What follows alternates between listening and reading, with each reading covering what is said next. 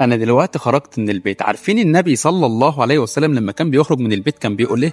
النبي صلى الله عليه وسلم لما كان بيخرج من البيت كان بيقول: بسم الله توكلت على الله ولا حول ولا قوة إلا بالله. تخيل دلوقتي يترد عليك من السماء ويتقال لك: هديت وكفيت ووقيت وتنحى عنك الشيطان. يعني حتى الشيطان مش هيلاقي لك باب يدخل لك منه. فتلاقي دلوقتي اتنين من الشياطين بيتكلموا مع بعض، الشيطان الاول بيكلم الشيطان التاني بيقول له: ما بالك برجل هدي ووقي وكفي. يعني الشيطان نفسه قلت لك مش هيلاقي ليك باب يدخل لك منه. وجاء حديث تاني عن النبي صلى الله عليه وسلم لما كان بيخرج من بيته كان يرفع نظره الى السماء ويقول: اللهم اني اعوذ بك ان اضل او اضل او اذل او اذل او اظلم او اظلم او اجهل او يجهل علي. وده من السنن المهجوره للاسف، ولازم نحيي سنه النبي صلى الله عليه وسلم. فيلا بينا نحيي سنن النبي صلى الله عليه وسلم. وزي ما عرفتك دلوقتي واستفدت من الفيديو، احفظ الفيديو دلوقتي عشان هترجع له تاني وشيره وعرفه لغيرك، فالدال على الخير كفاعله.